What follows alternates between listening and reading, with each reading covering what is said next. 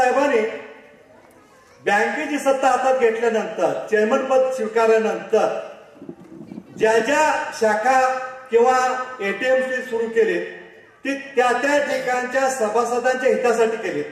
कदाचित आता या तरुण मुलांना माहिती नसेल साहेब, कारण कारखान्यात ज्या वेळेला बिलं होत होती, ऊस तुटून झाल्यानंतर सोसायटीचा भरणा गेल्यानंतर जी काही रक्कम राहते ती रक्कम या मेन शाखेत येऊन न्यावं लागत होते. पण जवळजवळ 10-20 किलोमीटरवरती असणारी गाव आहेत तरी त्या ठिकाणच्या लोकांना इकडे यावं लागत होतं आणि मग त्या परिसरातल्या सभासदांच्या हितासाठी या शाखा सुरू केल्या आणि त्या शाखेमध्ये जी काही कारखान्याची ऊसाची बिलं असते ती त्या ठिकाणी ट्रान्सफर केली जायची. तिथल्या त्या लोकांच्या सुविधा झाल्या, एटीएम सारख्या सुविधा झाल्या. इकडे लोकांना यायची काही गरज नाही, ताबडतोब एटीएम मध्ये पैसे काढायची त्या ठिकाणी सोय केली गेली. डिजिटल पेमेंट या ठिकाणी निर्माण केलं. या ज्या सुविधा आहेत या सुविधा आपण तुमच्या लक्षात का आल्या नाही? तुम्ही त्या ठिकाणी नावाजलेले नामांकित तज्ञ चेअरमन होता, आम्हाला त्याच्याशी काय बोलायचं नाही. पण टीका करू नका या ठिकाणी. चांगल्याला चांगलं म्हणायला शिका आणि वाईटला वाईट म्हणा. हा, माणूस असेल कुठं चुकला असेल आम्ही मान्य करतो, पण चुकल्याला चुका दाखवा नाही या ठिकाणी. आरोप हे प्रत्यारोप तुम्ही नेहमी उठताना बांधताय. निवडणूक आले म्हणजे आरोप हे चांगल्यासाठी केले पाहिजे. टीका होत असताना एकमेकाच्या टीका घेऊन ही मंडळी टीकेतने वेगळ्या पद्धतीचे या ठिकाणी माध्यम सुरू होत असतं.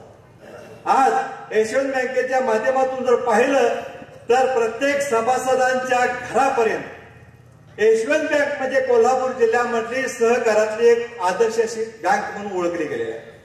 कोल्हापूरच्या पश्चिम भागामध्ये आज बरेच पाहतोय आपण की या शाखा काढल्या, त्या ठिकाणी भ्रष्टाचार झाला किंवा त्या ठिकाणी अमुक झालं. काही मित्रमंडळी भ्रष्टाचार झालेला. तुम्ही त्यामध्ये आहे ना, तुम्ही कधी विरोध केला हो? चेअरमन साहेब कधी विरोध केला का या माणसाने? कधी विरोध केला नाही. तुम्ही मग त्याच्यामध्ये काय तुम्ही विरोध केला नाही? तुम्ही त्यात होता ना, तुम्ही तर ते चांगले म्हणून त्या ठिकाणी अभ्यास आहात हे असं आम्ही समजतो. पण त्यावेळेला तुम्ही विरोध केला, तुम्ही त्याच्यामध्ये सामील होता आणि आता एकमेकाच्या विरोधात तुम्ही टीका करायला, हे चुकीचं आहे. आणि म्हणून ज्यावेळेला पॅनल होत असताना आमचा प्रमुख एकच नेता चेअरमन म्हणून या ठिकाणी आम्ही मान्यता दिली आहे. तुमच्यात कोण मान्यता आहे हो? कोण नाही. दाखवा नाही, एका व्यासपीठावरून दाखवा मी चेअरमन या ठिकाणी आमच्या नेत्याने ठरवलेलं आहे असं जाहीर करा. हे कुठेतरी तुम्ही सांगायला पाहिजे.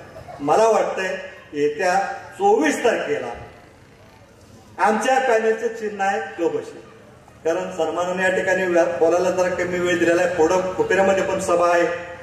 कबशी या चिन्हावरती पॅनल टू पॅनल शिक्का मारायचा आणि परत एक वेळा या लोकांना संधी द्यायची, सेवा करायची.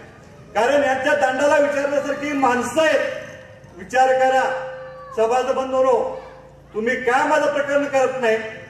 का माझं या ठिकाणी तुम्ही ठेवलेली ती परत दिली नाही? असं कधी होत नाही. आणि जरी झालं तर तुम्ही त्यांच्या दंडाला हात धरून विचारू शकता. अशी ही माणसं या ठिकाणी